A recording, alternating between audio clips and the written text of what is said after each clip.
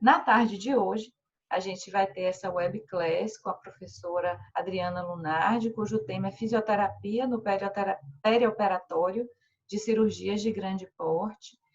E essa webclass tem uma correlação com um dos módulos da pós-graduação, que é o módulo Fisioterapia nas disfunções cardiorrespiratórias.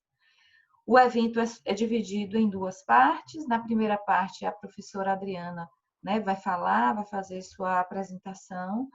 E na segunda parte, ela vai conversar um pouco com o professor Giovanni, respondendo, inclusive, as perguntas do público. Então, quem está aí online pode usar o chat para fazer as perguntas a qualquer tempo. E, num dado momento do evento, o professor Giovanni vai fazer a mediação dessas perguntas juntamente com a professora Adriana, que está aqui conosco nessa tarde. Eu vou apresentá-la rapidamente, porque eu sei que está todo mundo ansioso para ouvir a professora Adriana hoje à tarde. Então, professora doutora Adriana Lunardi é fisioterapeuta, professora do programa de mestrado da Unicid, em São Paulo, fisioterapeuta credenciada como orientadora específica do programa de Ciências da Reabilitação da Faculdade de Medicina da USP, doutora e mestre em Ciências da Reabilitação pela Faculdade de Medicina da USP, especialista em terapia intensiva pelo HC da Faculdade de Medicina da USP também. O nosso mediador, que é o professor Giovanni Assunção, fisioterapeuta também, coordenador do curso de pós-graduação de fisioterapia hospitalar da Faculdade de Santa Casa, doutorando e mestre em fisioterapia pela Unicid, portanto, aluno da professora Adriana, pós-graduado no formato de residência no programa de fisioterapia pneumofuncional com ênfase em UTI, especialista em fisioterapia e terapia intensiva pelo COFITO, professor da Universidade Católica do Salvador e da Uninasal, fisioterapeuta do Hospital Aliança e do Hospital Espanhol. Então, temos hoje uma dupla de peso nessa tarde, e eu vou aqui ficar só admirando aí a apresentação de vocês e desejo muito sucesso e é muito aprendizado para todos nós nessa tarde. Obrigada. Está com a palavra a professora Adriana. Oi, gente. Boa tarde. Tá dando para ouvir direitinho? Tá, sim. Estamos ouvindo bem. Bom. Queria agradecer o convite, em especial ao Giovanni, que foi quem me convenceu no finzinho das minhas férias a vir falar aqui um pouquinho com vocês. Tô vendo que tá sol aí, parece só que tem uma luz de sol, aqui tá um frio danado. Então eu ia estar em casa mesmo, né, até por causa da pandemia. Então, a ideia é falar um pouquinho para vocês sobre a atuação da fisioterapia em cirurgia. Eu estou bem feliz de acabar, meio por conta da pandemia, de participar um pouquinho da abertura desse curso de pós-graduação que a Faculdade de Santa Casa está oferecendo, sob coordenação do Giovanni. Eu conheço o Giovanni há uns anos já e tenho certeza da qualidade do curso. A gente conversou recentemente como a crise do Covid escancarou a falta de formação que os fisioterapeutas têm. Tem pouca gente muito boa no mercado, então o mercado ainda está bem aberto para gente muito boa e o reconhecimento da nossa profissão só depende da gente, né? Então, quanto mais a gente se formar, se atualizar, melhor mais a sociedade vai reconhecer a nossa importância e melhor a gente vai ser pago, falando em dinheiro e de retorno dos pacientes e da equipe de saúde. Então, tenho certeza que o curso vai formar ótimos fisioterapeutas para atuação na prática e coisa que a gente está cada vez mais precisando, porque a demanda parece que está aumentando. Infelizmente, a gente ainda não tem gente suficientemente bem formada para dar conta da demanda, mas é um caminho que tem melhorado e a prática baseada em evidência só vai ajudar a gente a encontrar esse rumo direitinho. Eu vou aqui, então, compartilhar minha tela com vocês.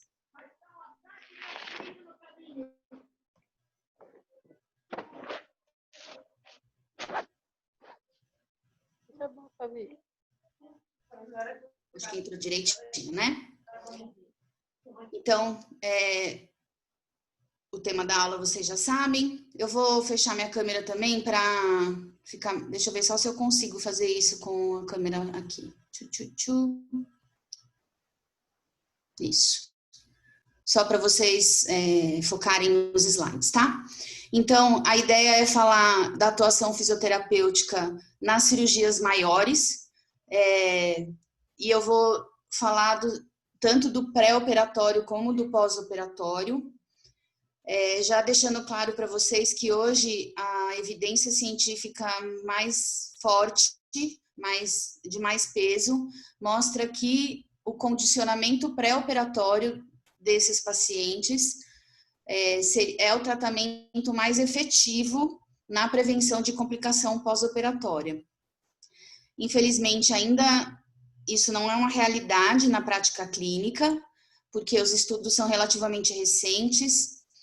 A gente tem algumas dificuldades de adesão do paciente nesse tipo de intervenção pré-operatória para cirurgias onde isso ainda não é usual, mas acabou de sair, inclusive, essa semana, um estudo, eu acho que foi sim, no Journal of Physiotherapy, que é a revista australiana, a maior revista de fisioterapia do mundo, do pessoal da Austrália, da Linda Dennehy, se eu não me engano, mostrando custo-efetividade do treino pré-operatório em pacientes cirúrgicos. Então, ela fez um estudo para mostrar que sai mais barato para o sistema de saúde essa intervenção pré-operatória. Tá? Então, eu vou contar para vocês um pouquinho sobre o manejo do doente cirúrgico, mas boa parte da aula é focado no pré-operatório para a gente criar a cultura da importância desse atendimento.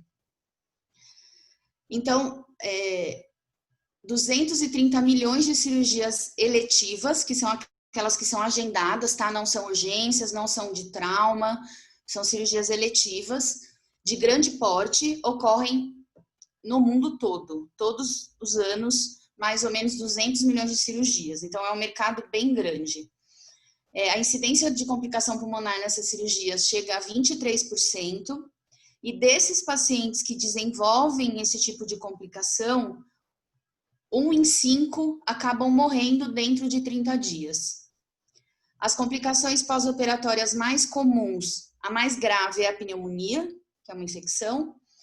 A mais comum é a telectasia, com repercussão clínica, que a gente chama, assim como a hipoxemia. A gente só classifica como complicação as atelectasias e as hipoxemias que precisam de intervenção, tá? Porque o processo cirúrgico já conta com a redução da ventilação pulmonar e como consequência do nível de oxigênio mais baixo no sangue. Mas quando isso acontece num nível que precisa de intervenção, é considerado uma complicação. Qual é o problema do paciente desenvolver complicações pulmonares depois de cirurgias de grande porte?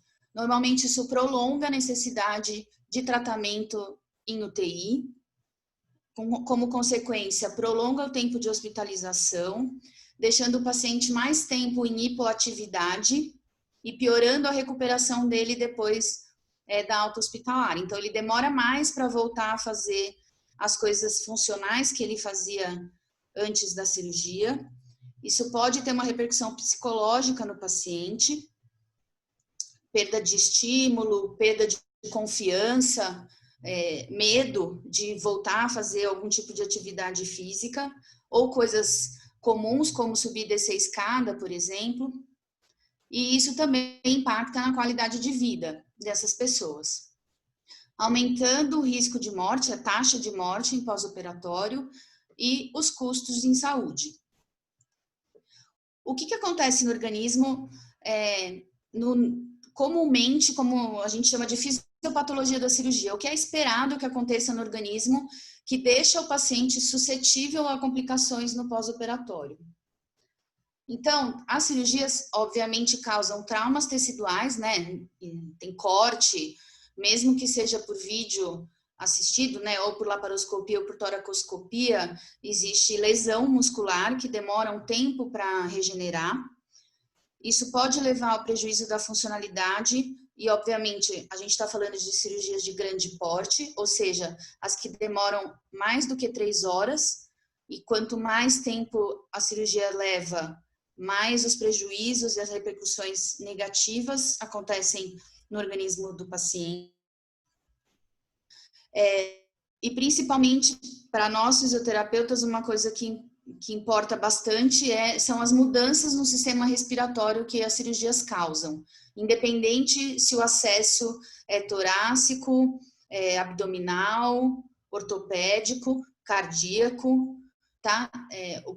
As repercussões são mais relacionadas ao momento anestésico e ao trauma cirúrgico do que necessariamente ao local do acesso do cirurgião. Então, basicamente, a gente tem mudanças tanto no controle central da respiração, devido à anestesia geral, como nos músculos. O que acontece no controle central da respiração? Obviamente, a anestesia geral causa um rebaixamento do drive respiratório, e quanto mais tempo a anestesia acontece, mais tempo o paciente fica anestesiado, mais repercussão depois do momento anestésico acontece. A maioria dos anestésicos é lipossolúvel, ele fica no organismo dissolvido na gordura corporal, e dependendo da quantidade de gordura na composição corporal dos pacientes e do metabolismo do fígado dele, porque o anestésico é metabolizado no fígado, as repercussões vão aumentando ou se prolongando cada vez mais. A anestesia geral, obviamente, serve para rebaixar o paciente mesmo, mas conforme ele for acordando, quanto mais tempo a anestesia ficar prorrogada, apneias mais prolongadas ele vai ficar quando voltar a acordar. Isso vai levar à hipoventilação, causando retenção de CO2 no sangue arterial e diminuindo a capacidade de resposta central do paciente, né? A gente basicamente é regulado por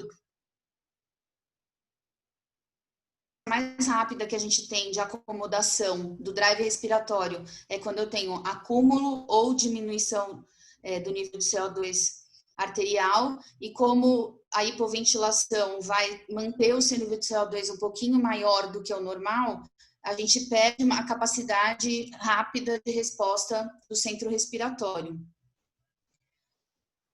Além disso, na parte muscular, a gente vai ter a diminuição da função do músculo, né, de contração do músculo pelo uso do bloqueador neuromuscular durante a cirurgia, então o curare. Toda vez que o paciente passa por uma cirurgia, isso também acontece na UTI, né, na ventilação mecânica em alguns casos, mas durante a cirurgia ele também fica ventilado mecanicamente, além do rebaixamento do nível de consciência, o cirurgião precisa da ação do bloqueador neuromuscular para relaxar a musculatura e facilitar o acesso do cirurgião até a víscera que precisa ser manipulada. E, de novo, quanto mais tempo o músculo ficar sob efeito do bloqueador neuromuscular, mais demora para ele recuperar quando essa medicação para de ser infundida no paciente. O bloqueio da atividade muscular também colabora na hipoventilação, reduzindo a capacidade residual funcional do paciente. Então, o pulmão do paciente fica com menos ar guardado ali no final da expiração normal, deixando ele mais suscetível à atelectasia. Aqui é uma imagem de uma tomografia que eu peguei do Jornal Britânico de Anestesia, mostrando justamente as áreas de atelectasia. Esse é um paciente sob anestesia geral, tá? Que foi tomografado em decúbito dorsal. Então, a gente está olhando do pé para a cabeça do paciente, né? Então, a gente está olhando da barriga para a cabeça. Onde tem essa opacidade branca é o pulmão direito. E, na verdade, essa opacidade é o começo do corte do diafragma, então é a transição entre o fígado e o tórax, o abdômen e o tórax, que é feita, essa vizinhança entre o fígado e o pulmão é feita pelo diafragma. Aqui está começando a aparecer a cúpula direita. E a gente pode notar que nas bases do pulmão, na verdade não nas bases, na região ventilatório dependente, na parte onde está em contato com a mesa cirúrgica, a gente tem colapso de via aérea, né, de alvéolos. Então a gente vê que se a gente comparar a metade superior do tórax com a metade inferior, a parte inferior tem menos preto, menos ar, logo está menos ventilada. E o que acontece é que eu tenho colapso dessas áreas dependentes, porque o paciente passa muito tempo, por exemplo, nesse tipo de decúbito. Então, aqui é um esquema de uma esofagectomia,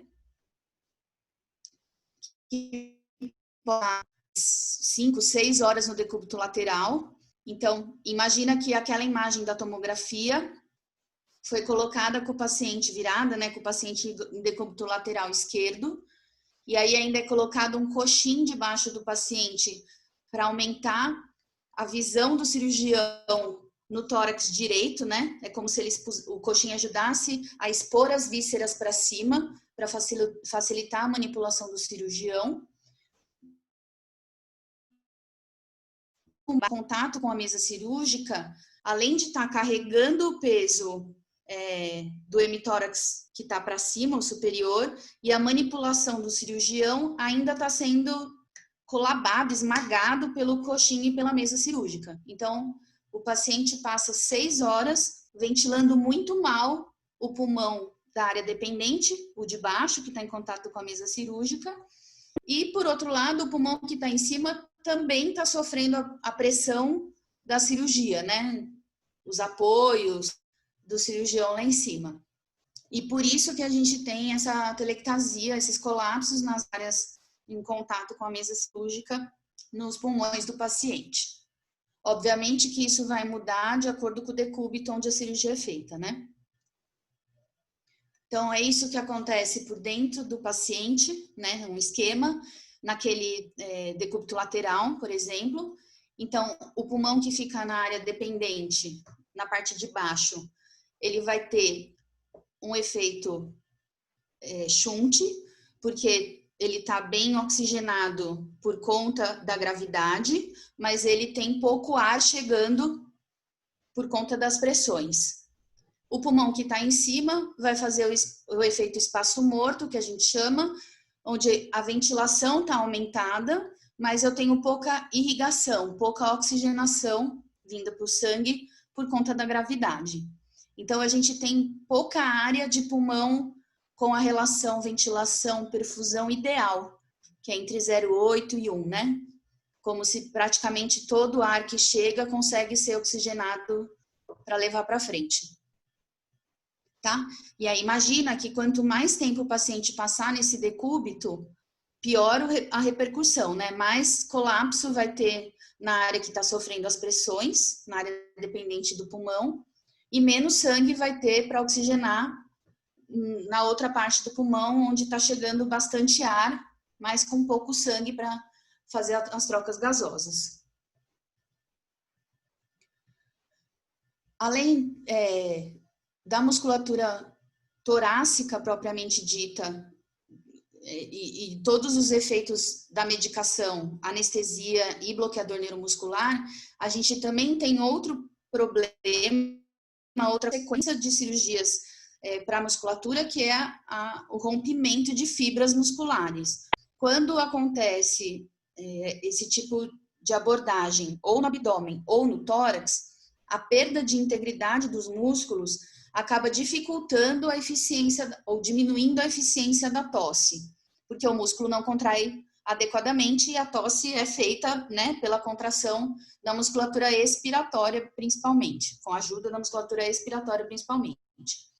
Um fator muito importante e que nós fisioterapeutas abordamos para ele há pouco tempo é a dor nesse tipo de paciente. Até pouco tempo atrás não era comum o fisioterapeuta hospitalar questionar o paciente sobre o nível de dor dele para modificar esse fator na hora do atendimento. Então, dor faz parte da cirurgia. Qualquer cortinho bobo que a gente faz no dedo dói uma semana. Imagina uma incisão dessa magnitude, como tem aí no desenho, para o paciente. Então, a gente precisa entender que a dor vai fazer parte e que é importante, é um fator modificável. Então, é importante a gente questionar o paciente sobre o nível da dor e pedir indicação adequada para a gente conseguir fazer um tratamento eficiente no paciente, tá? Existe escala de dor, um consenso para medicação para a escala de dor. Então, é importante a gente sempre trabalhar com a equipe médica em relação a isso. Existem cirurgias maiores, por exemplo, quando o paciente faz acesso torácico bilateral ou bem grande por conta de um transplante de pulmão, por exemplo, pode existir um esquema de prescrição de anestésico voltado à fisioterapia. Então, existe uma negociação com a equipe médica para momentos onde o paciente vai ser forçado a tossir, forçado a andar, com 4 drenos torácicos, 5 às vezes, precisa de uma analgesia mais forte, mais importante, e existem equipes que deixam prescrições feitas para fisioterapia. Então, no momento do atendimento, você aciona a enfermagem para administração dessas drogas específicas para o nosso atendimento. Porque senão o paciente não consegue fazer respirações profundas, não consegue se mexer, não consegue tossir. Aí eu brinco que a gente finge que atende, ele finge que faz fisioterapia, né? Então, dor é uma presente que a gente modificar. Coisa importante e que faz parte do processo cirúrgico é o espessamento da secreção pulmonar. Durante a anestesia geral, o anestésico funciona como o álcool, quando a gente bebe. Ele desidrata o muco do trato respiratório. E aí a gente tem uma diminuição da camada sol, aumento da camada sol e diminuição da camada gel. Então a secreção fica mais espessa. Além disso, os cílios do epitélio do trato respiratório ficam bêbados, né? Eu brinco. Eles não fazem mais aquele movimento simétrico de varredura, que todos vão para o mesmo lugar, fazendo como se fosse uma onda, uma corrente, de baixo para cima, até ajudar o paciente a expectorar o corpo estranho, a bactéria, ou até o muco mesmo. Tá? Os cílios perdem essa coordenação, cada um bate para um lado e a secreção não é mais capaz de sair sem algum tipo de manobra que a gente oriente o paciente. Tá? Então, já trazendo o gancho do atendimento, lembrar que muitas vezes é importante a gente hidratar essa secreção para facilitar o paciente a expectorar. Ou através do balanço hídrico do paciente, né? De novo, junto com a equipe de enfermagem, a equipe médica tá de olho no balanço hídrico do paciente, porque se ele já tiver negativado no balanço hídrico, tá muito seco, né? Que a gente chama no dia a dia. Vindo de um processo de anestesia geral, provavelmente o muco vai ficar impactado nas vias aéreas e ele vai ter muito mais dificuldade para remover essa secreção. Quem é o paciente que eu tenho que ficar de olho pelo risco de complicação? Uma coisa que todo mundo sabe, mas é importante relembrar, não existe cirurgia isenta de risco. Nenhuma cirurgia eletiva, por mais estética, numa pessoa sem comorbidade, nova, sempre existe um risco. Até a cirurgia dentária existe risco de complicação. Mas a gente sabe que o risco é maior para um perfil específico de paciente e que é esse paciente onde a gente precisa balancear o custo-benefício da cirurgia. Então, como a gente está falando de cirurgias eletivas, o risco que a cirurgia traz para o paciente em morte, em vida, em piora de qualidade de vida, nunca pode ser maior do que a doença que ele apresenta. Então, em pacientes oncológicos, muito idosos ou muito debilitados, isso é uma coisa sempre conversada entre a equipe, depois com a família e o paciente, para julgar se vale a pena o risco da cirurgia.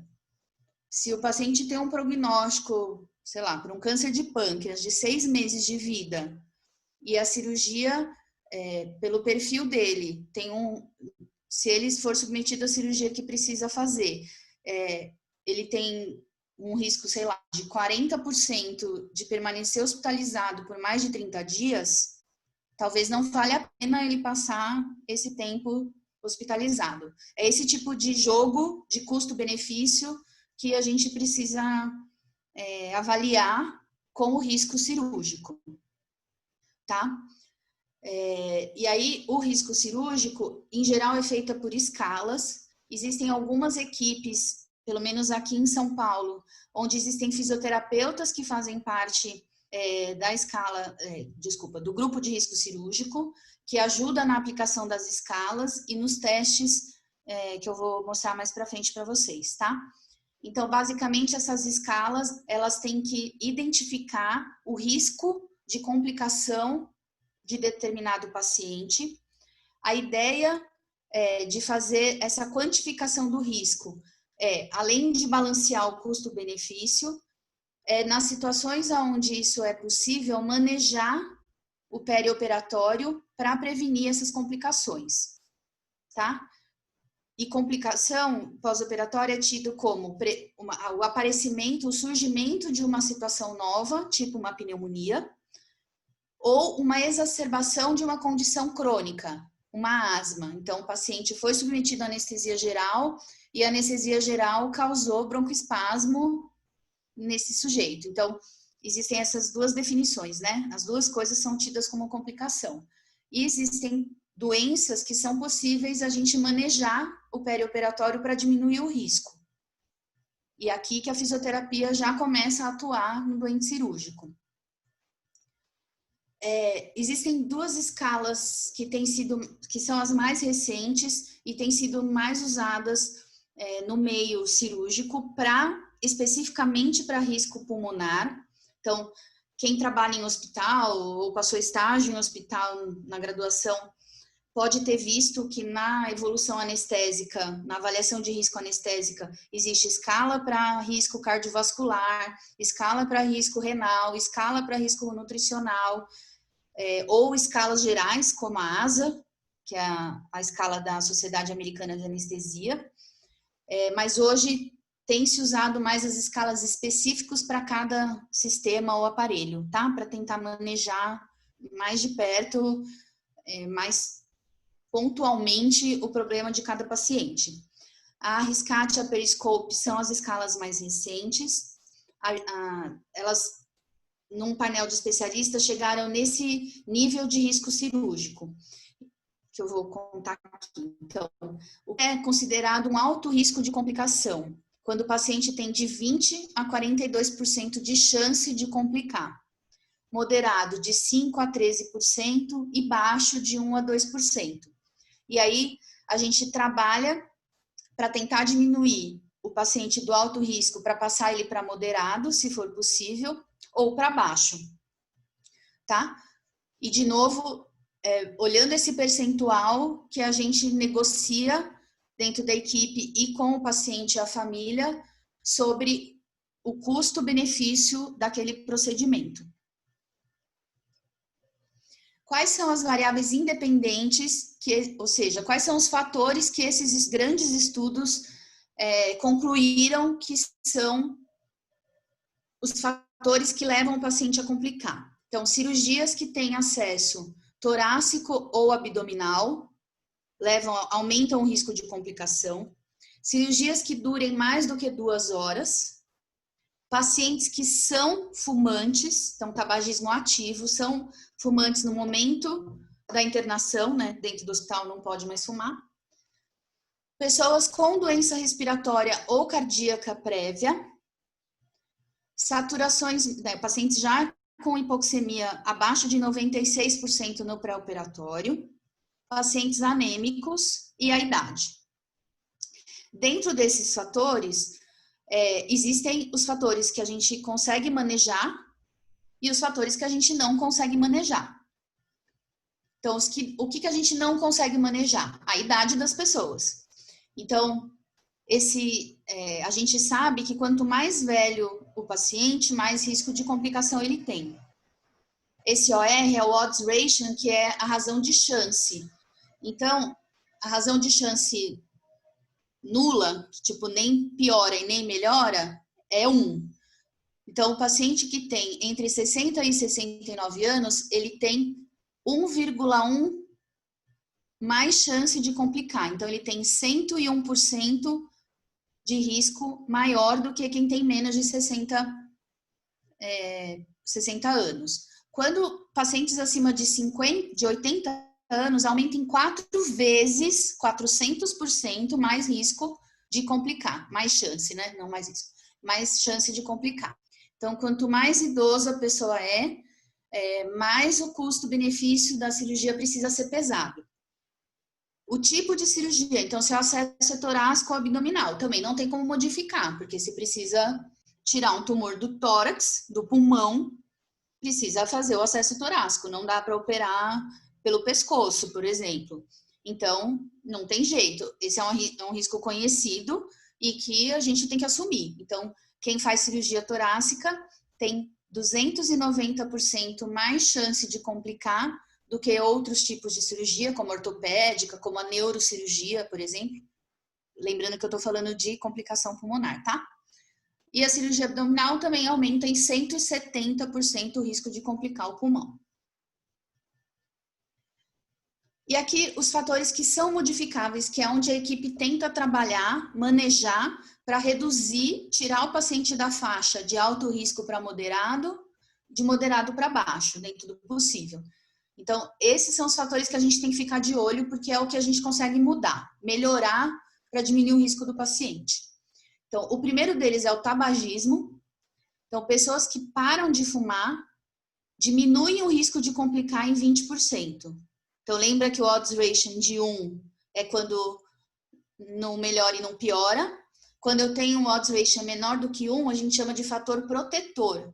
Então, a pessoa parar de fumar diminui em 20% o risco dela complicar. Se ela conseguir parar de fumar mais do que 4 semanas antes da cirurgia, esse risco diminui em 23%. Se ela conseguir parar mais do que 8 semanas, ou seja, 2 meses, o risco diminui em quase 50%. Tá? E é importante o paciente saber disso, obviamente, porque é para a saúde dele. Então, talvez isso ajude ele a aumentar a adesão ao manejo perioperatório. Outros fatores de risco modificáveis seriam as comorbidades que a gente consegue compensar. Então, DPOC e asma, existe uma estratégia com prednisona, com corticoide, com doses altas de corticoide no pré e no pós-operatório, para diminuir o risco. Os pacientes com insuficiência cardíaca crônica também precisam de compensação para melhorar, diminuir o risco cirúrgico. E a apneia obstrutiva do sono, que, pelo menos na minha realidade aqui no HC, que é um hospital do SUS de São Paulo, 80% dos pacientes sabem, têm diagnóstico de apneia, mas não tratam, porque não tem condição de comprar um CPAP ou de alugar, e o hospital dá conta de emprestar, né, que a gente chama equipamento, para um número limitado de pessoas, né? Então, a gente tenta melhorar a apneia do sono com perda de peso, ou tentando que o assistente social consiga, o serviço social consiga um equipamento para diminuir essa hipoxemia crônica do paciente que tem apneia obstrutiva do sono no pré-operatório. E a parte que tem relação mais próxima com a gente é o condicionamento físico. Então, a gente sabe que pacientes com condicionamento físico pior têm mais risco de complicação. E é nesse teste que eu falei para vocês que aqui existem equipes onde tem fisioterapeutas atuando, que é no diagnóstico do nível de atividade física ou do condicionamento físico e na mudança desse fator. Então, o padrão ouro para avaliar capacidade de exercício é o teste de exercício cardiopulmonar, a ergoespirometria, que não é realidade, imagino eu, que em 99% dos serviços no Brasil. Então, existem outros testes de campo com boa correlação com a ergospirometria que a gente acaba usando na prática clínica, como o teste do degrau, teste de caminhada de 6 minutos, o shuttle walking test, tá? Que são testes que o fisioterapeuta domina, tem total capacidade de aplicar e que em algumas cirurgias já existem cortes para dizer se com aquele teste o paciente tem alto ou baixo risco de complicação pós-operatória. Então, a ideia do teste de exercício é avaliar a integração dos sistemas respiratórios, cardiovascular e muscular, pensando que o exercício seria uma simulação do estresse cirúrgico, né? Então, sob estresse, como é que esses sistemas conversam entre si?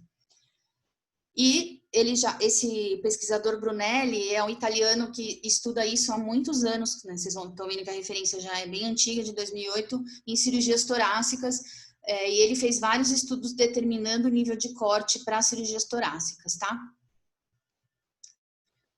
E aí, a gente pode seguir esse roteirinho aqui, baseado no resultado do teste de exercício do paciente, para indicar ou não o que a gente chama de condicionamento físico pré-operatório. Então, a primeira pergunta é: o paciente vai ser submetido a uma cirurgia de alta complexidade ou uma grande cirurgia, ou seja, com previsão de mais de 3 horas de duração? Se sim, você já vai para outra pergunta. Se não, se é uma cirurgia menor, menos complexa, a gente talvez não precise desse condicionamento físico pré-op. Indo para a segunda pergunta, o paciente é inativo, ele é sedentário, ou ele tem alguma condição crônica que pode se beneficiar com exercício físico? Então, um paciente muito característico dessa segunda pergunta é o paciente com doenças pulmonares. Então, tanto o paciente que vai passar por transplante pulmonar, ou por uma cirurgia redutora de enfisema pulmonar, ou bronquiectasia, pacientes com doenças respiratórias crônicas ou cardíacas crônicas, se beneficiam de reabilitação pulmonar ou cardíaca pré-operatória, tá? Os pacientes com cirurgia abdominal, a gente tem visto que os com câncer abdominal também tem alguma literatura, ainda está bem iniciando, engatinhando, mas parece que os pacientes com câncer, pelo menos, também se beneficiam do condicionamento físico pré-operatório. Terceira pergunta é: o paciente tem sarcopenia, então, ou é idoso, ou usa corticoide há muito tempo, né? Tem uma doença reumatológica, respiratória, que demanda o uso de corticoide, de pulso de corticoide terapia de rotina. Ele tem perda muscular importante? Ou algum outro tipo de morbidade que diminui a capacidade funcional desse sujeito, por exemplo, a idade? Se sim, ele tem indicação de condicionamento físico pré-operatório. Ou se o paciente é extremamente descondicionado. Por exemplo, em cirurgias torácicas, a gente tem esse corte de um teste de caminhada de 6 minutos menor do que 150 metros. Então, durante 6 minutos, o paciente é incapaz de andar mais do que 150 metros. Ele também tem indicação de condicionamento físico pré-operatório. Tá, então qual é o objetivo, do condicionamento físico pré-operatório? É aumentar a capacidade funcional e logo a reserva fisiológica do paciente antes da submissão ao estresse cirúrgico. Todo esse movimento começou pensando nos benefícios que o condicionamento físico traz para pacientes crônicos, como os DPOCs e os pacientes com ICC ou pós-infarto do miocárdio, sabendo que o exercício aeróbio estimula a adaptação dos músculos esqueléticos, né? Então, ele lida melhor com o oxigênio da fibra muscular. Quando a gente associa aos exercícios aeróbio o exercícios resistidos de fortalecimento muscular, essa adaptação muscular é ainda mais potencializada e a ideia é entender que os pacientes mais ativos têm mais reserva física e psicológica para lidar com o trauma. Eu desconheço estudos que tenham avaliado o mecanismo de melhora dos pacientes com condicionamento físico, tá? Para cirurgia. Existe para DBOC, para pneumopata, para cardiopata, mas pré-operatório eu nunca vi. Mas a gente acredita que os efeitos sejam os mesmos dessas outras condições. Então, basicamente, a gente pode preparar a prescrição do programa de condicionamento físico, lembrando de incluir exercício aeróbio resistido sempre e, eventualmente, exercícios de treinamento respiratório, se o paciente tiver fraqueza dos músculos respiratórios. A gente ainda não tem evidência que treinar músculo respiratório em quem tem capacidade PI, PE max normais é benéfico, tem algum benefício, tá? Então, em geral, num programa de pré-operatório, a gente, além do teste de capacidade de exercício, a gente, obviamente, vai prescrever o exercício resistido baseado em um RM, uma repetição máxima, como é feito no programa de reabilitação cardíaca e pulmonar. E a gente também avalia PI e PE para ver se vale a pena usar tempo para condicionar também a musculatura respiratória. A intensidade do exercício deve ser de moderada a alta, baseada na frequência cardíaca. A duração e a frequência de sessões vai depender do tempo que falta para a cirurgia e da disponibilidade do paciente, assim como a duração total do programa. Existem, então, eu trouxe, acho que tem 6 ensaios clínicos aqui já mostrando os efeitos do treinamento físico pré-operatório. Então, o pessoal da ortopedia foi o primeiro que começou. Então, em 2006 saiu o primeiro ensaio clínico para mulheres que iam fazer artroplastia de quadril e de joelho, e o programa pré-operatório de fortalecimento melhorou a força muscular. Depois veio para a lesão, para a cirurgia de medula, também com melhora de funcionalidade, e já esse estudo já mostrou redução do tempo de hospitalização. O primeiro estudo com câncer de pulmão foi feito em 2013 e mostrou redução da incidência de complicação pós-operatória e do tempo de internação, num programa relativamente curto de 4 semanas, então 1 mês de pré-operatório. Depois, outro estudo de cirurgia, o primeiro em cirurgia abdominal, que foi para pacientes com ressecção de fígado, mostrou melhoramento do condicionamento físico em 4 semanas, melhora, né? Do condicionamento físico em 4 semanas. Outro em pacientes com transplante de pulmão, mostrando melhora da capacidade de exercício e prevenção da perda muscular no pós-operatório. E esse de 2017, que também foi para lobectomia por câncer de pulmão, né, uma retirada de um pedaço do pulmão, que também mostrou redução de incidência de complicação e capacidade funcional. E aí ele só fez exercícios aeróbios e respiratórios por 1 semana, é um estudo, né, uma reabilitação curta, né, short term, curta de 7 dias seguidos de exercício aeróbio e respiratório. Então, tentando dar uma resumida na literatura, parece que o condicionamento físico melhora a capacidade funcional dos pacientes, ganha força muscular, mesmo sendo curto, os programas em geral fazem com que o paciente ganhe força, diminui a incidência de complicação e o tempo de hospitalização. E aí a gente tem já algumas revisões sistemáticas mostrando isso. Então, essa aqui foi feita pelo Vinícius Cavalieri, que é um brasileiro, que é professor na Universidade de Perth, na Austrália. Ele é especialista em revisões sistemáticas de pré-operatório em câncer pulmonar. E ele juntou 8 ensaios clínicos, ou seja, 450 pacientes. Os treinamentos que ele viu para câncer de pulmão, para ressecção de câncer de pulmão, duraram 4 a 20 semanas, de 2 a 5 vezes por semana. Então, vocês veem que existem bastante variação. Em geral, os mais curtos são mais intensos. Então, os ensaios clínicos que duraram 4 semanas de treinamento faziam 5 vezes na semana, com intensidade moderada alta, de 60% da frequência máxima, 50% de um RM na hora do treinamento muscular, e o que ele mostrou foi ganho de condicionamento nesses pacientes. Então, nesse gráfico aqui à direita, a gente vê esse retângulo, não sei se esse é o termo chique, mas esse diamante que a gente chama pretinho, que é o resultado da soma de todos os outros estudos. Então, para quem não conhece de revisão sistemática, esse diamante representa como se todos os estudos fossem um só, né? Ele soma o resultado de todo mundo.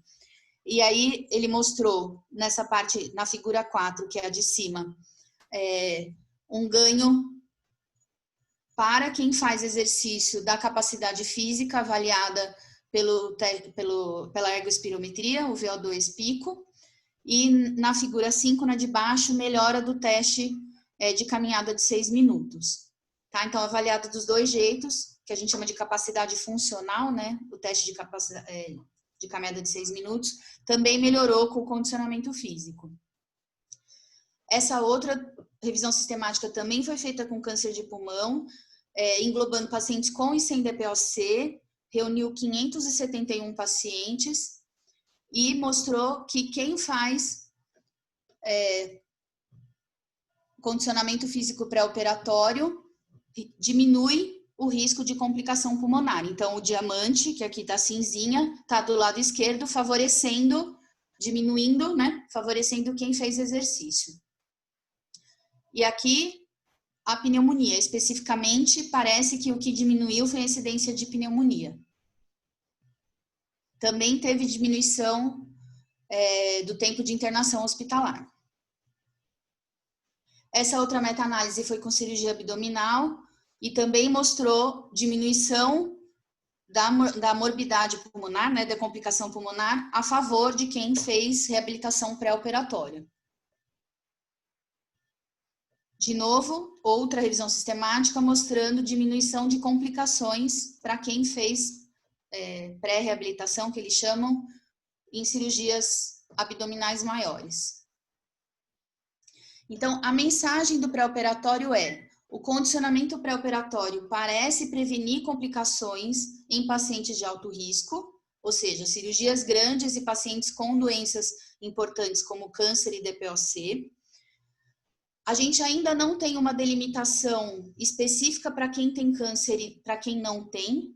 Lembrando que pacientes com câncer precisam ser operados com mais rapidez por conta do risco de metástase.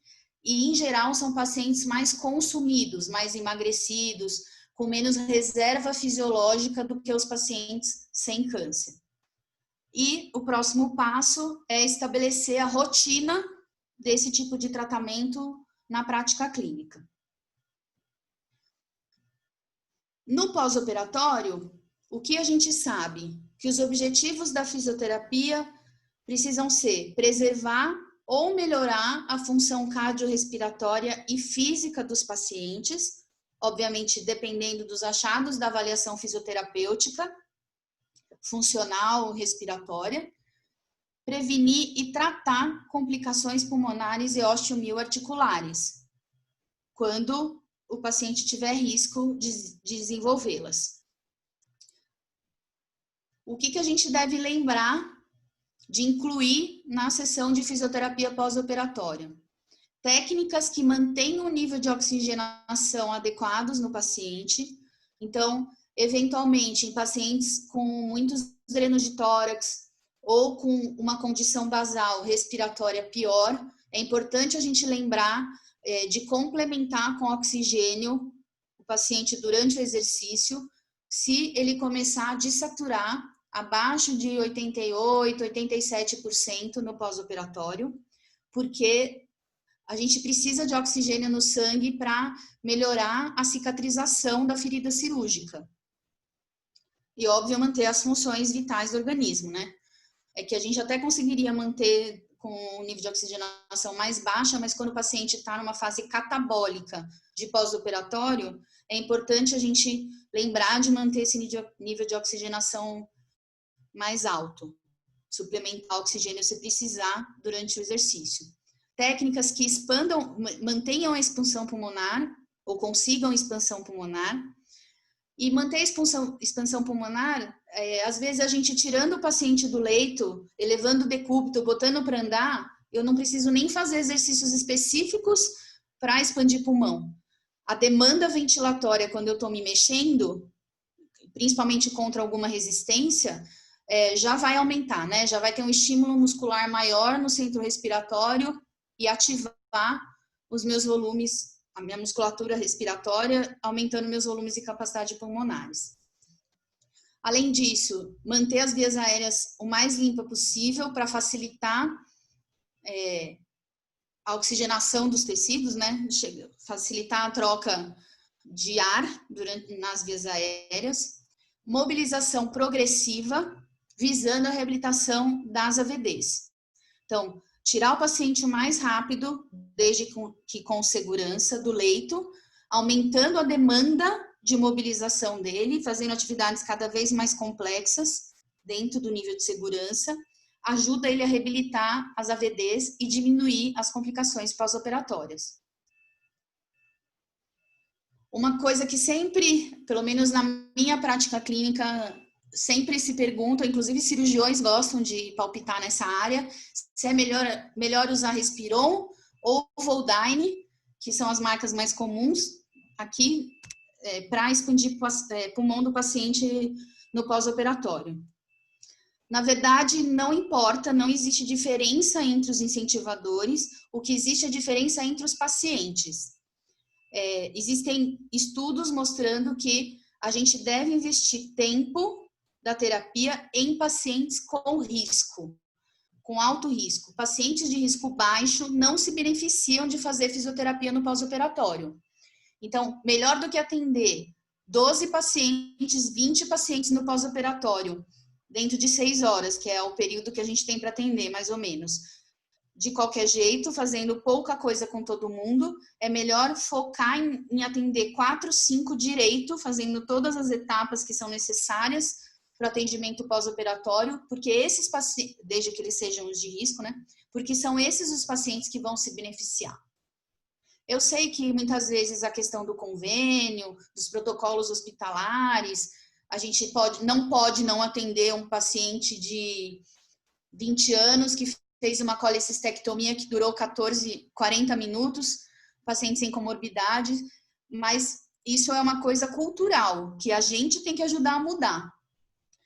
Pacientes com 18 anos que fizeram colecistectomia sem ter doença prévia, uma colecistectomia feita por vídeo que durou 40 minutos, não vai se beneficiar de fazer fisioterapia. Ele não tem indicação de fisioterapia, normalmente. Agora, o paciente que tem 70 anos, fumou a vida inteira, tem câncer, fez uma cirurgia de 6 horas, só dar Respiron na mão dele e fazer um joinha com o dedão, não resolve. Então, é isso que eu estou tentando passar a mensagem. É melhor gastar tempo com quem precisa e fazer uma terapia de 40 minutos do que fazer uma terapia de 10 com todo mundo. Tá, esse estudo aqui foi feito por um grupo da Inglaterra, a Paolo Agostini, com pacientes submetidos a cirurgias torácicas, e o Respiron teve benefício sim no paciente de alto risco, não para todo mundo. A mesma coisa, um estudo que a gente fez aqui no HC de São Paulo, com cirurgia abdominal, também a gente comparou Voldyne, Respiron, só fazer cinesioterapia respiratória ou não fazer nada, e a gente só encontrou benefício em pacientes que tinham risco cirúrgico alto e foram submetidos a cirurgias grandes, com mais de 180 minutos. Os outros pacientes não se beneficiaram de fazer fisioterapia. Então, a mensagem do pós-operatório é: fazer fisioterapia respiratória isoladamente não é capaz de prevenir CPP, complicação pós-operatória, em ninguém. A gente precisa mobilizar, incluir a mobilização precoce dentro do tratamento preventivo. E só pacientes de alto risco parecem se beneficiar desse casamento fisiorrespiratória e mobilização precoce e progressiva. Era isso. Aqui está meu e-mail se alguém precisar depois entrar em contato por algum motivo.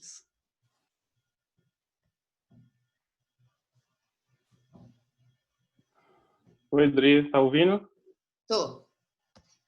Agradecer imensamente a tua disponibilidade. Eu sei da tua correria, né, que com a pandemia ela não se modificou, né, talvez tenha até aumentado, né, a vida de professor. Para todo mundo, né? De aulas remotas, parece que o trabalho triplicou, né? Mas agradecer muito tua participação e ouvir, né, essa aula de alguém que pesquisa, que está estudando bastante, que continua, né? Eu sei que você está fazendo pesquisa nessa área ainda. Uhum. É bem gratificante, né? E eu vi de uma pessoa que é referência na área, nos faz, né, como você iniciou falando, da questão de sempre procurar se aprimorar, de estudar cada vez mais, né? Então é bem gratificante, né? Hoje a gente tem participações super especiais aí no público, né? Nós temos alunos já da nossa pós-graduação, temos o professor Daniel França, que é também professor do curso de pós-graduação, Fernanda Camilhessa, você conhece, né, Fernanda?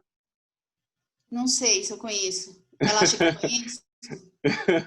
Ai, gente, eu sou Sim, horrível sim. com nome, eu sou uma idosa. Fernanda Camelier. Eu tô vendo o nome dela aqui, mas não sei, eu tenho que ver o rosto para ver se eu conheço. De nome, eu sou horrorosa. Nanda, abre a câmera. Não sei nem se os convidados podem abrir a câmera. Ou se ela estava preparada para isso, né?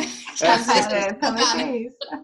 Mas eu sei que ela fez mestrado, doutorado aí com o Jardim, aí na Unifesp. Conheço. E hoje ela é professora aqui. Oi! Isso. Hoje ela é professora aqui da Universidade do Estado da Bahia. Dri, então, assim, tem um público bem recheado, né? Pessoas super especiais. A gente tem uns minutinhos ainda para poder bater um papo, né? Tirar algumas dúvidas do público, né? A gente tem algumas perguntinhas aqui. Acho que algumas perguntas você acabou até já respondendo ao longo da tua apresentação, né? Por exemplo, Daniele, deixa eu ver o nome completo dela. Daniela Alves, ela perguntou: a mobilização precoce ela é benéfica para cirurgias de grande porte? Sim. Na verdade, o que a gente sabe é que só fazer fisiorrespiratória, que foi até, sei lá, os anos 2000, era o que se fazia aqui no Brasil, né? Porque fora nem é fisioterapeuta que faz isso, né? Enfermeira que dá respirão para todo mundo nos Estados Unidos, era o que a gente fazia. Hoje a gente sabe que só cuidar da ventilação restrita a um equipamento não é suficiente. O paciente precisa reabilitar todas as funções, não só a respiratória. E foi o que eu falei, assim, às vezes, andar com o paciente já faz o que a gente chamaria de fisiorrespiratória, né? Já aumenta a demanda ventilatória desse paciente. E é um exercício muito mais completo do que só ficar puxando o ar fundo, né? Que só mexe com a respiração em si, né? Sim. Você começou destacando o artigo da Linda Denerry, né, que foi publicado recentemente. Por coincidência, tinha dado uma lida nele antes, e ela tem um ponto super legal que ela destaca, né, que faz correlação com aquela coisa que você falou da questão da gente estar sempre se atualizando, né? Então, foi um estudo lá de custo-efetividade, né? E aí ela destaca, né, os fisioterapeutas que aplicaram, né, as intervenções tinham pelo menos 10 anos de experiência. E aí, lá na conclusão, ela cita se tem melhor custo-benefício, melhor custo-efetividade, quando aplicados por fisioterapeutas experientes. Eu acho que não só experiente com tempo de formação, mas aquela pessoa que realmente está se atualizando, porque os conceitos se renovam constantemente, né? Acho que é um ponto importante. Talvez esse achado tenha até a ver com isso que eu acabei de falar. Uhum. Quando eu comecei a trabalhar com cirurgia, faz 20 anos, ninguém falava em mobilização precoce. As pessoas só se preocupavam com a parte respiratória do paciente propriamente dito. Então, talvez seja isso que ela está dizendo, assim, que as pessoas foram progredindo nesse sentido, de quem tem a prática no paciente cirúrgico, hoje entende que só dar um respiron para ele fazer não serve para nada, sabe? Não é isso mais importante. Não é ele puxar o ar fundo mais importante. O mais importante é ele voltar para a vida dele. E voltar para a vida dele depende de reabilitação funcional. Isso. E eu acho que como profissão a gente está achando o meio do caminho agora, porque antes a gente focava muito a parte respiratória. Aí Exato, só ventilação, focava no pulmão. ventilação, Depois, recrutamento. isso. Depois, com o boom da mobilização precoce, acabou focando só na parte motora. Mas a gente entende também que tem pacientes que precisam de uma avaliação da função pulmonar no pós-operatório, avaliar ventilometria, né? Se tiver um espirômetro disponível, força, para ter aquela intervenção específica também, Sim. né? Eu estou falando de fisiopreventiva, tá? É lógico que os pacientes que complicarem, e apesar da nossa atuação, vão ter... Você pode ser o fisioterapeuta mais sensacional do mundo. Tem coisas que a gente não consegue prevenir. Então, na minha cabeça, na minha experiência, a gente previne pneumonia, por exemplo, infecções respiratórias, mantendo o pulmão aberto, ventilando bem para poder circular bem e trazer mediador inflamatório e tal. Mas tem pneumonias que independe da gente. Houve translocação bacteriana durante a cirurgia, sei lá, o paciente aspirou vômito durante a anestesia geral, que acontece na hora de intubação. Aí a gente tem que fazer os tratamentos específicos para a demanda do paciente. Eu estou falando de um atendimento geral, pensando em prevenção. Depois que complicou, aí cada caso tem que ser tratado com as limitações. Eu vi uma pergunta aqui da não invasiva, eu não pus na aula para não causar controvérsia, mas isso é uma coisa que a gente pode conversar aqui, que é bem interessante, é uma discussão interessante, mas assim, óbvio que tem coisas que, se complicar e a complicação for pulmonar, eu tenho que fazer terapias direcionadas para isso, né? Estou falando do geral, né? Sim, perfeito, perfeito. Jéssica Ramos, ela pergunta sobre a complexidade do doente, através das escalas Periscope ou tem outras escalas para avaliar a gravidade? Então, a mais usada é a ASA. Todo mundo conhece, eu acho, que trabalha com doente cirúrgico, que é da Associação Americana de Anestesia. O problema da ASA, apesar dela ser muito boa e muito sensível, tem vários estudos comparando, é que ela é muito genérica, ela não é específica para a parte respiratória. A gente brinca que ela fala sobre o shape do paciente, sabe? Você olha o paciente, conhece o histórico do paciente e pontua ele como maior risco ou menor risco. Essas duas que eu falei, a Periscope e a Rescate, eles são específicos para pulmão, para complicação pulmonar. Mas existem milhares de escalas para vários aparelhos do organismo. Sim. Tá? Assim, eu atuo em hospital, né? E na minha realidade a gente acaba só tendo contato com esses pacientes de cirurgia eletiva assim, quando ele já está internado, poucos dias antes do internamento, às vezes 24 horas, 48 horas antes do internamento. E realmente, quando a gente pensa nessas estratégias de exercício físico, por exemplo, fica muito limitado. Não tem como ter feito, né, uma terapia num prazo tão curto, né? Mas então, não inviabiliza, né? Então, é isso que a gente precisa mudar a cultura. E eu acho que esse estudo da Linda Denery vai ajudar a gente nesse sentido. Você trabalha no hospital particular, que eu sei. O dinheiro é o que conta.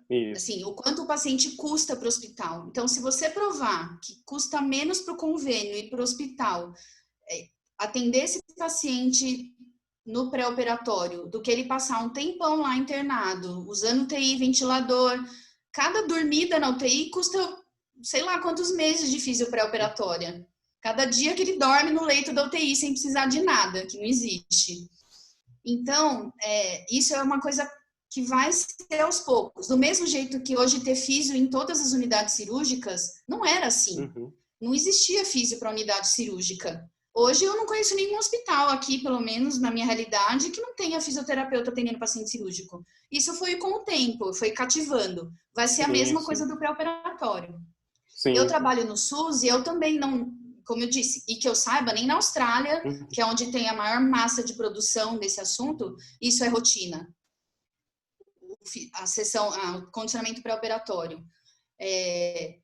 Eu trabalho no SUS e eu ainda tenho a chance de ter esse paciente internado um tempo antes, porque é mais rápido fazer exame internado do que no ambulatório. A fila para internado é menor.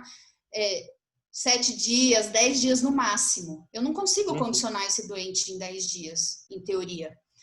O protocolo que eu estou fazendo com a Isabel, que é a outra aluna de doutorado, é justamente um protocolo breve, de 7 dias, para a gente tentar ver se tem algum efeito. Mas eu sei que isso não é realidade para hospitais particulares e de convênio. Mas se a gente mostrar com o tempo que isso é benéfico, o próprio cirurgião, que normalmente em hospital escola é o mesmo que opera no hospital privado, vai começar a exigir que o hospital tenha esse tipo de programa. Porque ele sabe que é melhor para o paciente dele. Sim, Então, é uma conquista de formiga, assim. Gente, eu vou me intrometer aqui, Gil, me perdoe. Claro. Não, porque eu estava ouvindo a professora Adriana falando e fiquei lembrando das consultas pré-anestésicas. Eu acho que foi uma conquista dos anestesistas, né? E eles conseguiram provar que havia um impacto financeiro nessa visita, né, prévia do paciente à anestesia. Acho que para fisioterapia a gente pode, sim, construir esse caminho, sem sombra de dúvida, ainda mais com evidências fortes, né? Muito interessante. Eu estou me sentindo aqui emocionada, professora, porque eu sou da área de neurofuncional. Estou ouvindo aqui vocês falando de funcionalidade o tempo inteiro. Estou aqui encantada. O pessoal da respiratória, né?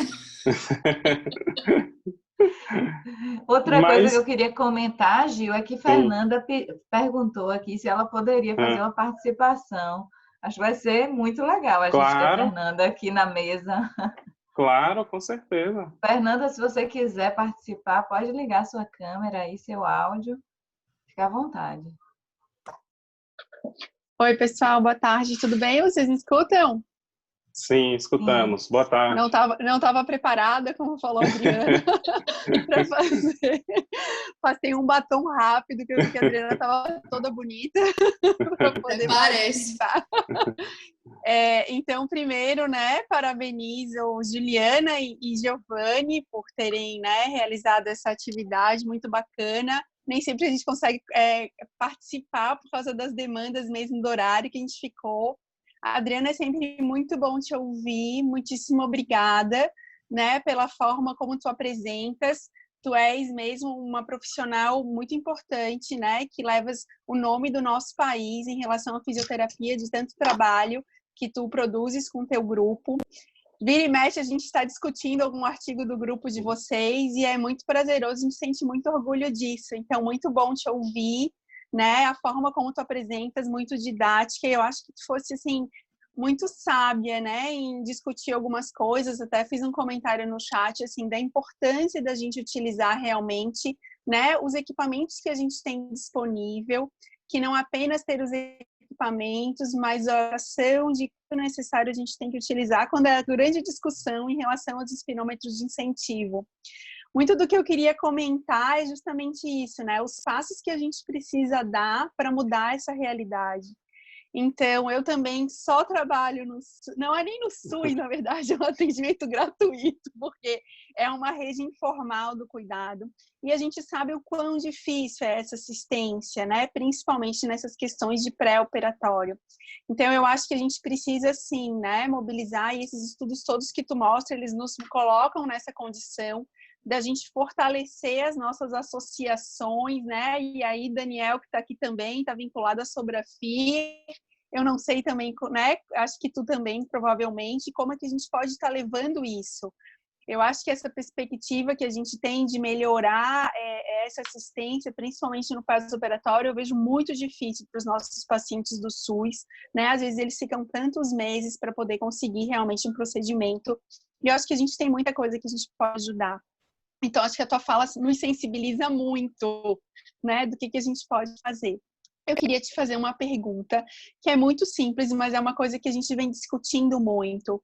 É importante que esse paciente na condição de pré-operatório, ele seja inserido num programa de reabilitação ou num programa de exercício físico, de treinamento físico? Porque a gente sabe, né, que existem algumas questões de conceituação, que existe uma equipe multidisciplinar, multiprofissional envolvida, com outros objetivos, não além da preparação física, mas na tua opinião, né, e muito baseado nesses estudos, nessas meta-análises que tu apresentaste, o que seria mais indicado e o mais viável para esses pacientes na condição de pré-operatório? Obrigada. Fernanda, primeiro dizer que você me deixa emocionada aqui. Eu sou muito apaixonada por esse assunto e eu acho que fazer pesquisa aconteceu na minha vida quando eu fui trabalhar na gastro aqui do HC, porque eu era uma menina mais nova que todo mundo lá, de 20 e poucos anos. Os chefes de lá me olhavam, tipo, o que essa fedelha tá fazendo aqui no corredor? As enfermeiras não entendiam o que eu estava fazendo ali. Eu tinha nada para atuar, sabe? Assim, nada no sentido físico, né, de equipamento e tal, mas eu não tinha como justificar as coisas que eu estava fazendo com o paciente, sabe? Então, isso me instigou muito para a pesquisa, porque dentro de um hospital-escola, que é o HC, o debate é sempre muito norteado por evidência científica, para o lado bom e para o lado ruim, né? Porque tem evidência científica para todo lado, é só uma questão de escolher a qualidade do que você quer ler ou não. E eu demorei até para fazer mestrado, doutorado e tal, fiz em cirurgia porque eu sentia a necessidade num meio machista, como a gente vive na cirurgia, de mostrar, e de médico, né, do cirurgião Deus, que tem isso, eles brincam que Deus não é cirurgião que não opera. E aí eu acabei me embreando nessa área.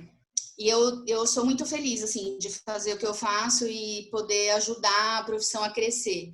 Tento sempre fazer coisas voltadas à prática clínica, porque eu acho que esse é o papel do pesquisador, não é só ter linha no Lattes, né? É melhorar a vida de quem está lá na assistência.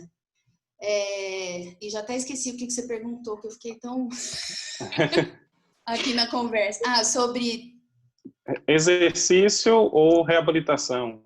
Tá. Então, a vantagem da reabilitação é que é um programa prescrito, né? No sentido de você conseguir trabalhar uma intensidade de ganho, não sei se você pode falar isso, mas um ganho mais ou menos programado dentro de um curto período de tempo. Se você orientar o paciente, por exemplo, a ir à academia, ou fazer caminhada, ou o que é possível para ele, talvez ele demore mais tempo para alcançar um nível de condicionamento físico suficiente para ter reserva fisiológica aumentada, sabe? Nesse sentido. É claro que é muito mais viável orientar o paciente na casa dele, em volta da mesa, como eu faço com os pacientes da bariátrica, que vão demorar 8 meses para operar, e não é fácil para eles chegarem aqui de ônibus para fazer exercício e tal. Isso é uma coisa. O paciente oncológico, que é a maior demanda que a gente tem para esse tipo de atendimento, ele precisa de efeito rápido.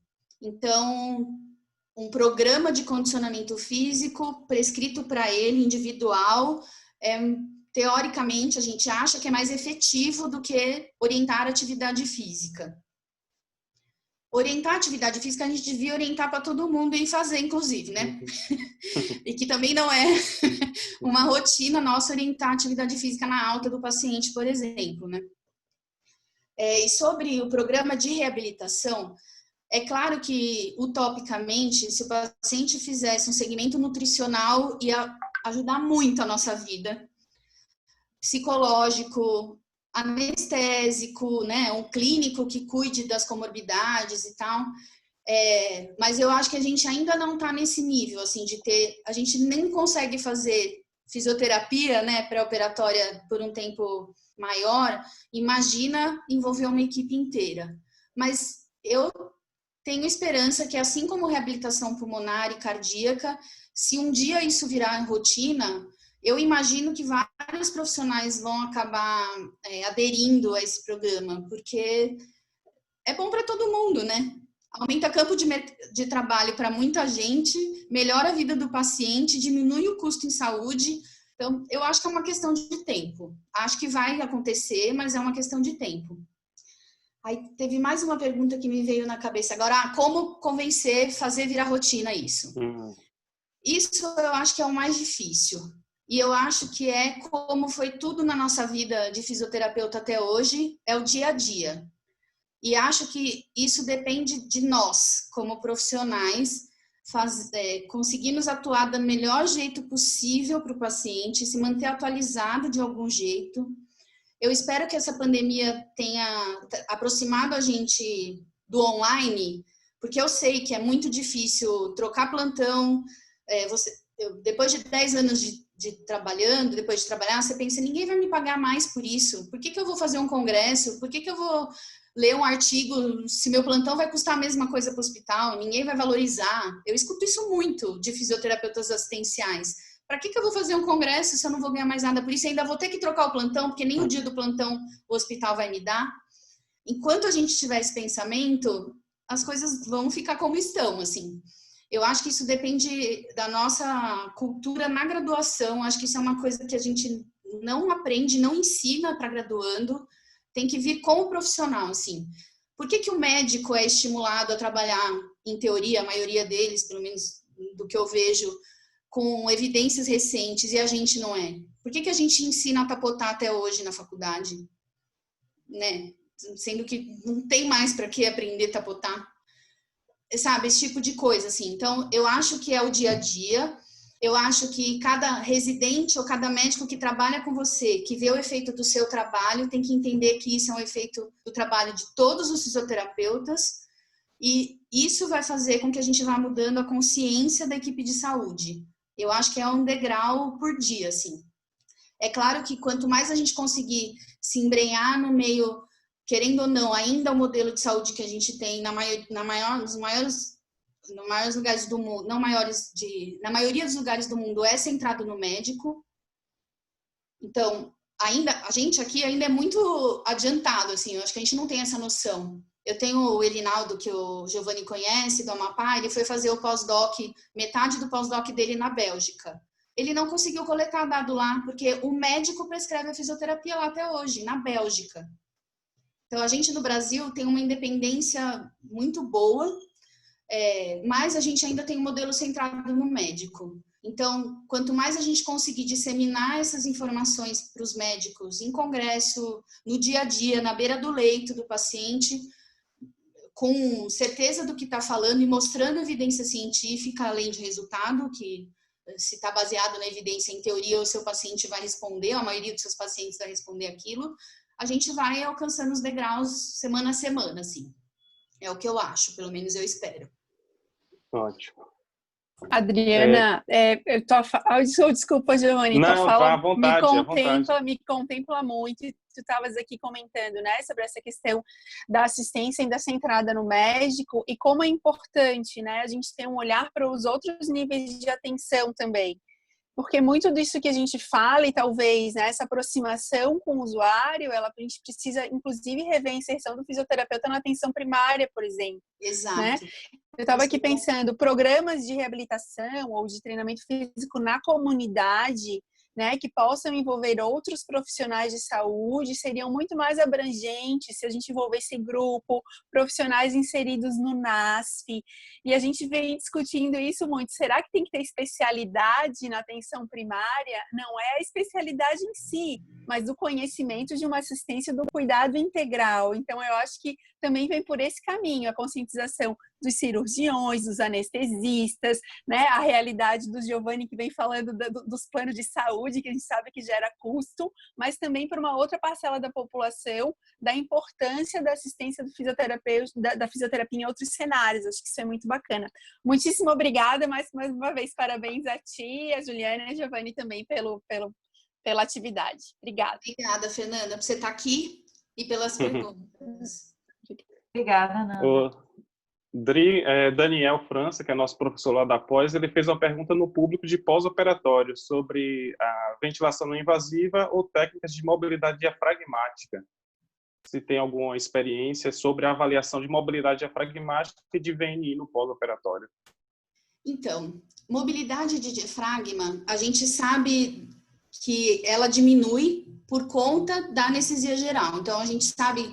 A literatura, sei lá, da década de 90, 2000, que era mais forte nessa área, mostrava que o diafragma diminuía a incursão por conta da anestesia geral, como uma resposta protetora do organismo, e que isso demorava de 4 a 7 dias para voltar ao normal. exercícios de estímulo de mobilidade diafragmática, aquele que a gente põe a mão no diafragma do paciente e pede para ele empurrar, esse tipo de coisa, eu sou meio contra, assim, por causa da dor. E a inflamação da parede abdominal, sabe? Eu não vejo muito ganho, muita vantagem em fazer um estímulo tátil comparado com inspirações mais profundas durante a atividade ou só durante exercício respiratório, assim. Eu não sei se o Daniel tem experiência com esse tipo de estímulo tátil mesmo, se é isso que ele está falando. Eu não costumo usar e não recomendo muito pensando deste lado inflamação local, sabe? Não vejo muito benefício. A VNI é um tema controverso. Eu acho que depende muito do público que você está atendendo, no sentido nutricional, principalmente. Para cirurgias torácicas, eu acho que o cirurgião ama VNI, eles acham que a gente anda com o CPAP embaixo do jaleco, né? Que você vai abrir o jaleco, o CPAP vai pular. Nunca tive problema na cirurgia torácica em usar não invasiva. Agora, na cirurgia abdominal, isso é um problema ainda de convencimento. Está relacionado à ultrassonografia. Eu não tenho experiência, Daniel. Aqui no HC a gente não faz diagnóstico por avaliação com ultrassonografia. Quem faz isso é o radiologista. Existe uma norma institucional onde o fisioterapeuta não usa nem para avaliar músculo ainda. Então eu não tenho experiência, de verdade. Tudo que eu falar aqui é bobagem. Não conheço mesmo. Não é minha rotina. Então, a VNI para a cirurgia torácica é tranquila, desde que, óbvio, a gente respeite a coisa da fístula pleural, né? Sempre tá monitorando o aumento de borbulhamento nos drenos, esse tipo de coisa. Para a cirurgia abdominal, em geral, a gente usa em cirurgias que não fazem anastomose com o esôfago. Então, fez gastrectomia parcial, cirurgia de fígado, intestino, beleza, sem problema nenhum. Tudo que faz anastomose com esôfago e que a gente sabe de experiências dentro do HC foram péssimas com não invasiva.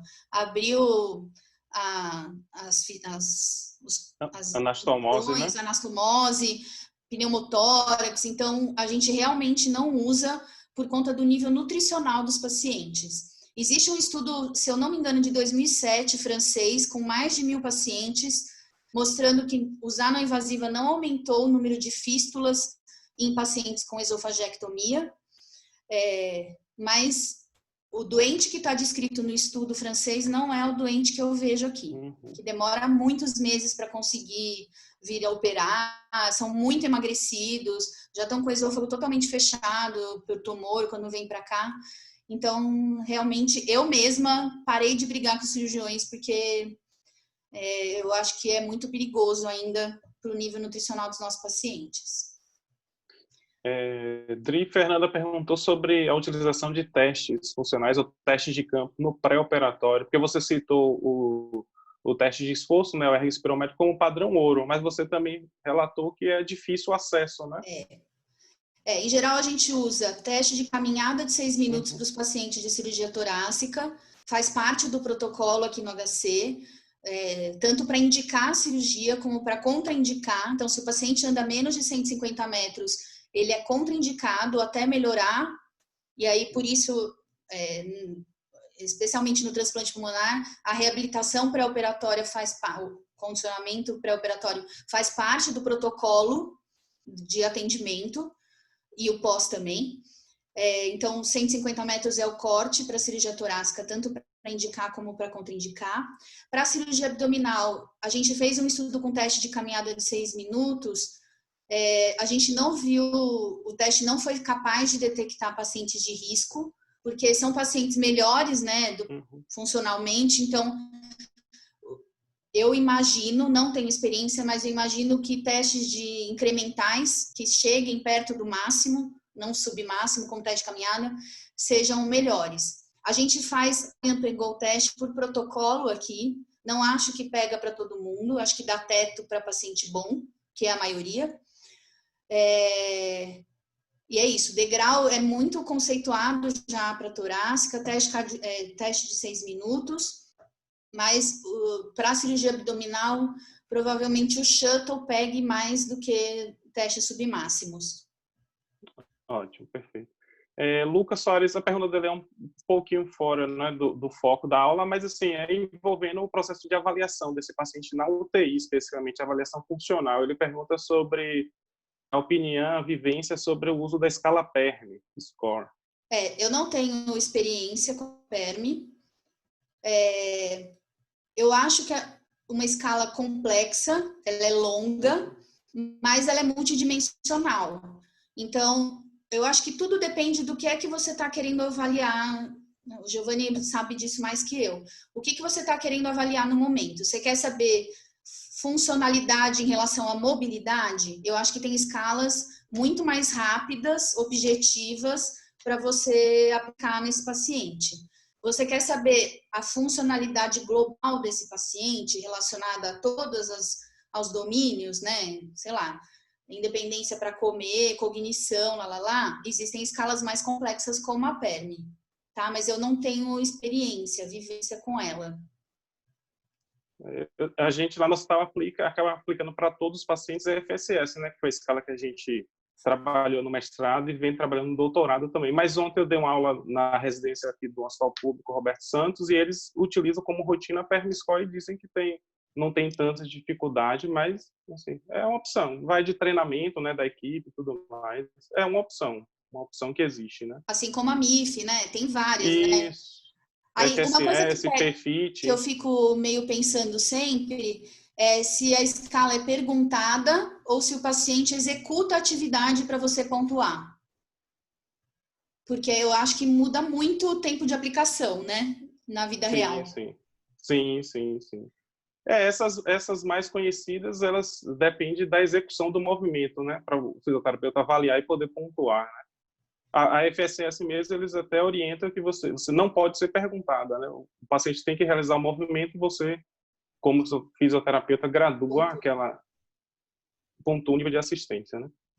E eu acho que não temos mais perguntas, acho que foi muito proveitoso, né, para quem pôde disponibilizar um pouco do seu tempo, né, para te ouvir, é sempre muito rico, né? Eu tenho a honra de ter tido você aí já como orientadora do mestrado, a gente continua no doutorado e tenho certeza que foi um aprendizado muito grande, né? Só a pandemia possibilitou isso, numa quarta-feira a gente poder se reunir, você em São Paulo, a gente aqui na Bahia, em Salvador, e foi muito proveitoso. A gente inicia as aulas da pós-graduação agora em agosto, dia 8 de agosto, e a gente tem certeza que você trouxe uma energia super positiva para esse início aí dessa primeira turma de pós-graduação em fisioterapia hospitalar. Que bom, fico feliz de participar desse momento. Espero que o curso voe, tenho certeza que vai ser ótimo. Espero ter contribuído na prática clínica, ou pelo menos instigando a curiosidade de quem gosta da área cirúrgica, que é uma área de demanda no hospital muito grande, né? Muito, sei lá, eu não sei exatamente números, mas talvez 60%, 70% da demanda dentro de um hospital hoje é cirúrgica. Então, tem muita coisa para a gente ganhar, assim. E eu espero que eu tenha passado a mensagem de que a gente só vai melhorar o reconhecimento da profissão se a gente se empenhar para isso, assim. Não adianta esperar que o médico, a enfermeira, o paciente bote a gente no Jornal Nacional, entendeu? A gente tem que se colocar no Jornal Nacional, né? Então, não desistem, assim, que bom que vocês estão procurando uma pós-graduação e mantenham-se informados, porque é o melhor que a gente pode fazer pelo paciente, pela nossa profissão, né, que paga nossas contas, nossos boletos. Verdade. Eu quero Ju, ainda quer falar também mais alguma coisa? Bastante, Adriana. Quer dizer até que o professor Tarcísio, ele apareceu aqui em algum momento, que é nosso diretor acadêmico. Professor, se o senhor estiver aí online e quiser aparecer e falar um pouquinho, será muito bem-vindo. Professor Tarcísio, Adriana, é nosso diretor acadêmico, nosso grande entusiasta e um grande admirador da fisioterapia, viu? Professor, verdade. Uma palavrinha para nós nesse início de noite. o áudio, professor. Ligar o microfone. Pois não. É uma satisfação muito grande. Eu lamento ter perdido grande parte do evento. Eu tinha avisado a professora Juliana que eu tinha um outro compromisso, mas foi muito prazeroso, professora Adriana, lhe ouvir. Eu adoro ouvir pessoas que eu pressinto por trás das palavras uma experiência muito consolidada, um amor muito grande pelo que faz. Eu acho isso muito bacana. Eu acho que esse é o tipo do conhecimento, né, que, transmitido aos mais jovens, aos demais, traz uma contribuição assim, muito grande para despertar no indivíduo o real valor da profissão. Eu acho que isso é que faz o profissional. Não adianta o profissional ter que as associações de classe, os sindicatos, as associações vão lutar pelos direitos dele. Tudo isso é super importante, mas efetivamente o que posiciona o profissional nos seus direitos é a qualificação que ele tem, é a segurança do exercício profissional. É isso que o torna respeitado. E eu senti muito isso, assim, é uma contribuição dessa natureza em suas palavras. Então, muito obrigado, professora. A Faculdade Santa Casa lhe agradece por essa oportunidade. E muito obrigado, Giovanni, por ter trazido a professora Adriana Lunardi. E você é uma pessoa que sabe que eu lhe admiro muito. E as pessoas que você tem trazido para fazer programa mostra assim a rede de conexão de pessoas importantes e o profissional profissionalmente onde é que você está inserido. E muito obrigado, professora Juliana, é uma satisfação enorme ter você participando do processo da construção dessa faculdade, né? Giovanni chegou depois e tem trazido essa contribuição. E nós estamos tentando, professora Adriana, fazer a nossa parte. É não ser uma instituição de ensino a mais, mas ser uma instituição de ensino que traga, que participe dessa contribuição que eu sei que você traz como profissional, não é? Para tantas pessoas que já devem ter aprendido ou passado em sua vida. O Giovanni falava que você foi orientador do mestrado dele. Então, é isso que a gente está tentando se alinhar com profissionais de sua estipe, da de Giovanni, de Juliana, para realmente trazer uma contribuição aos profissionais que queiram se aperfeiçoar, queiram se valorizar cada vez mais e dar passos adiante. Muito obrigada a vocês e tenham uma boa noite. Obrigada, professor. Fico feliz de ter participado de longe do momento nessa instituição que também acredita na paixão pelo exercício da profissão, né? Sem dúvida, Adriana. A gente está super alinhado nisso. Eu, você, Giovanni, professor Tarcísio, que é médico, mas, como eu falei, é grande admirador assim, da nossa profissão, incentivador, e eu entendo que eu tenho identificação enorme pelo que você trouxe, pelo que você falou, né, do quanto que é importante a gente acreditar, vestir a camisa e fazer acontecer. Né? Não adianta a gente ficar esperando que outras pessoas façam para a gente pegar o bonde da história, né? Então, como o professor Tarcísio disse, a gente tem esse compromisso da faculdade para contribuir, em parte, em formar profissionais que tenham engajamento, que aprendam, como você até trouxe, desde a graduação, essa compreensão do quanto que é importante que a gente faça realmente a diferença na vida das pessoas, nos serviços que a gente estiver atuando, enfim. Muito obrigada, viu? Giovanni também. Eu não sei se ele quer fazer algum encerramento antes da gente fechar o evento, Giovanni. Eu só agradecer mais uma vez a Adriana, né? Dizer que a gente continua com as inscrições abertas e dia 8 de agosto a gente inicia a nossa jornada lá na pós-graduação. Obrigado, Adri, mais uma vez, todo mundo da Santa Casa, professor Tarcísio, Juliana e a todos que estiveram presentes aqui. Eu quero aproveitar para agradecer também a Patrícia Alcântara. Eu não sei se ela está online aqui. Ela chegou, acho que ia entrar e depois, não sei se ela está, não olhei. Que é nossa gerente de ensino do Hospital Santa Isabel, que é grande entusiasta também. Ele conhece, Adriana, das pesquisas aí, dos artigos, e que possibilitou também o nosso estágio lá no Hospital Santa Isabel. Então, muito obrigada, Patrícia. né? E também quero perguntar se a professora Adriana quer falar alguma coisa antes da gente fechar aqui a live.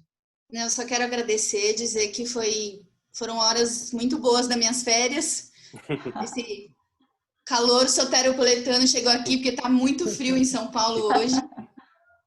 Quero pedir para todo mundo continuar se cuidando, que o negócio está feio ainda aqui. Pelo menos aqui em São Paulo, a pandemia não tem nenhuma cara de que vai acabar tão cedo.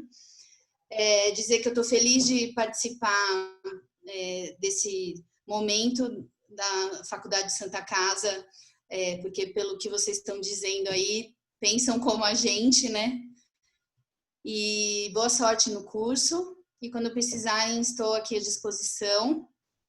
E os alunos, e um monte de gente importante, obrigada por terem gasto horas dos seus dias aqui. E para os alunos, que eles continuem com a paixão que a gente tem quando entra na faculdade para cuidar dos outros, né? Até o fim da profissão, que é isso que vale a pena, senão não tem nenhum sentido, né? Verdade. Muito, muito importante e profundo isso, viu, professora? Espero que essa seja a primeira de muitas participações suas aqui na nossa faculdade. Essa à distância, quem sabe a próxima presencialmente, né? Vamos torcer. Vamos ver se um dia isso vai ser possível de novo, né? Então, gente, muito obrigada. Boa noite a todos. Obrigada, professor Tarcísio, também pela confiança, Giovanni, toda a equipe que está aqui, Leonardo, João, que está aqui por trás das câmeras, ajudando, tornando possível esse evento.